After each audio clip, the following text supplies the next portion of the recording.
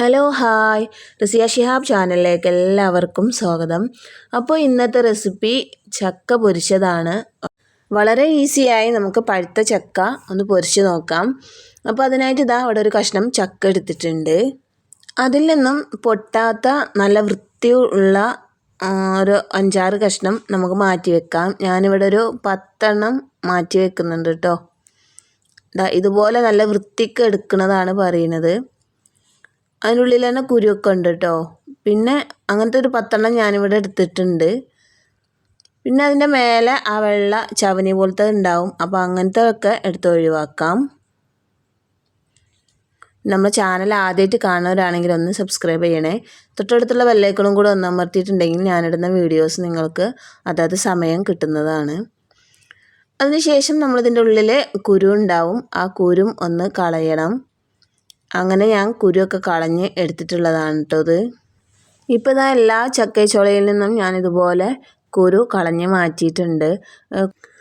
കൂടുതലൊന്നും പൊട്ടിക്കാതെ ഒരു സൈഡ് മാത്രം പൊട്ടിച്ചിട്ടാണ് ഇതിൻ്റെ കുരു കളഞ്ഞെടുത്തിട്ടുള്ളത്. ഇനി ഇതെല്ലാം നിങ്ങൾക്ക് ചെറിയ ചെറിയ കഷ്ണങ്ങളാക്കിയിട്ട് അങ്ങനെയാണെങ്കിലും ചക്ക പൊരിച്ചെടുക്കാം കേട്ടോ. ഞാനിപ്പോൾ ഈ ഒരു രീതിയിലേക്കാണ് ചെയ്തെടുക്കുന്നത്.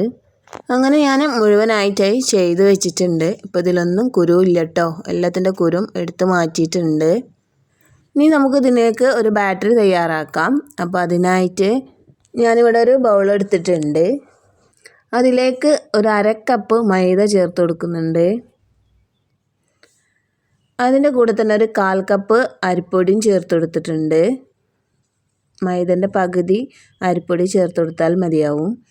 ഇനി അങ്ങനെ അരിപ്പൊടി അല്ല എന്നുണ്ടെങ്കിൽ നിങ്ങൾ ദോശമാവിനോ ഇഡ്ഡലി മാവിനൊക്കെ ഉണ്ടാക്കി വെച്ചിട്ടുള്ള ആ മാവുണ്ടെങ്കിൽ അതും ചേർത്ത് കൊടുത്താൽ മതിയാവും. അതിനുശേഷം ഇതിലേക്ക് ഒരു പിഞ്ച് മഞ്ഞൾപ്പൊടി ഇട്ടിട്ടുണ്ട്. പിന്നെ 1/4 ടീസ്പൂൺ അപ്പക്കാരം ഇട്ട് കൊടുത്തിട്ടുണ്ട്. 1/4 ടീസ്പൂൺ ഉപ്പ് ചേർത്ത് കൊടുത്തിട്ടുണ്ട്. ഒരു 2 ടേബിൾ സ്പൂൺ പഞ്ചസാര ചേർത്ത് കൊടുക്കുന്നുണ്ട്. പിന്നെ ഇതിലേക്ക് കുറച്ച് മല്ലിയില എടുത്തിട്ടുണ്ട്. അതൊന്ന് ചെറുതായി കട്ട് ചെയ്ത് ഇതിലേക്ക് ഇട്ടെടുക്കാം.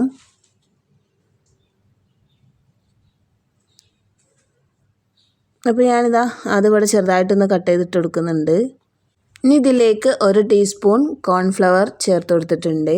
അപ്പോൾ നമ്മൾ ദോശമാവാണ് ചേർത്ത് കൊടുക്കണമെന്നുണ്ടെങ്കിൽ നമുക്കതിലേക്ക് ഉപ്പും ചേർക്കേണ്ട ആവശ്യമില്ല. അതുപോലെ തന്നെ കോൺഫ്ലവറും ചേർക്കേണ്ട ആവശ്യമില്ല കേട്ടോ. അതായത് മസാല ദോശക്കും ഇഡ്ഡലി മാവിനൊക്കെ നമ്മളതിലേക്ക് ഉപ്പിട്ട് ചേർത്ത് കൊടുത്തിട്ടുണ്ടാവും. ആ ഒരു ചെറിയൊരു ഉപ്പ് മതിയാവും.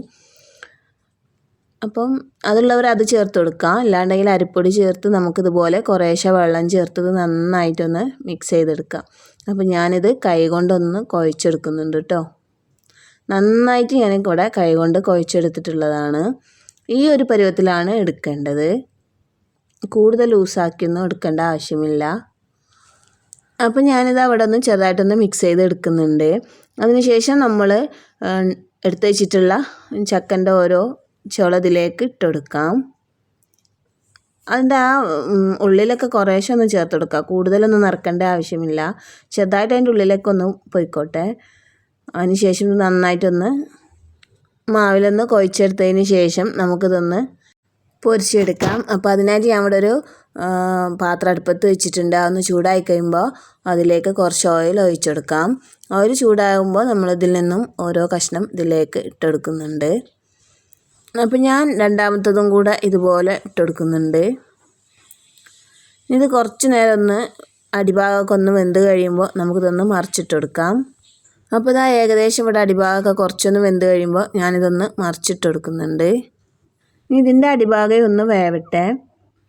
അപ്പോൾ ഏകദേശം ഇതിൻ്റെ അടിഭാഗം ഒന്ന് വെന്തിട്ടുണ്ട് കേട്ടോ. അപ്പോൾ അങ്ങോട്ടും ഇങ്ങോട്ടൊക്കെ ഒന്ന് മറിച്ചിട്ടെടുക്കാം. അതിനുശേഷം ഒന്ന് മുരിഞ്ഞ് വരുന്നത് വരെ നമുക്കിതൊന്ന് പൊരിച്ചെടുക്കാം കേട്ടോ. അപ്പോൾ ഏകദേശം നന്നായിട്ട് ക്രിസ്പി ആയിട്ടുണ്ട്. ഈ ഒരു സമയത്ത് ഞാനിതിൽ നിന്നും എടുത്ത് മാറ്റുന്നുണ്ട് കേട്ടോ. നല്ലൊരു ടേസ്റ്റി ആയിട്ടുള്ള റെസിപ്പിയാണ്. എല്ലാവരും ട്രൈ ചെയ്ത് നോക്കുക. ഇപ്പോൾ ചക്കക്കാലല്ലേ, പഴുത്ത ചക്ക ഒരുപാട് കിട്ടിയിട്ടുണ്ടാവും. ഇപ്പോൾ ഉള്ളവരിത് തീർച്ചയായും ഒന്ന് ട്രൈ ചെയ്ത് നോക്കുക. ഫീഡ്ബാക്ക് അറിയിക്കുക. അപ്പോൾ നിങ്ങൾക്ക് വീഡിയോ ഇഷ്ടമായാൽ തീർച്ചയായും ഇപ്പോൾ തന്നെ ഒരു ലൈക്ക് തരണം കേട്ടോ. അപ്പോൾ ബാക്കിയുള്ളതും കൂടെ ഞാനിതുപോലെ ഫ്രൈ ചെയ്തെടുക്കുന്നുണ്ട്. ഇനി ഞാൻ ഇതിലേക്കൊരു 3 ഇട്ട് കൊടുക്കുന്നത്. പിന്നെ അതുപോലെ തന്നെ നമ്മൾ അടിഭാഗമൊക്കെ ഒന്ന് വെന്ത് കഴിയുമ്പോൾ അങ്ങോട്ടും ഇങ്ങോട്ടൊക്കെ ഒന്ന് മറിച്ചിട്ട് നമുക്ക് ഫ്രൈ ചെയ്തെടുക്കാം. പിന്നെ നമ്മുടെ ചാനൽ ആദ്യമായിട്ട് കാണുന്നവരാണെങ്കിൽ ഒന്ന് സബ്സ്ക്രൈബ് ചെയ്യണം. തീർച്ചയായും നിങ്ങൾ ലൈക്കും ചെയ്യണം കേട്ടോ. നിങ്ങളെ ഫ്രണ്ട്സിനൊക്കെ ഒന്ന് ഷെയർ ചെയ്തെടുക്കുക.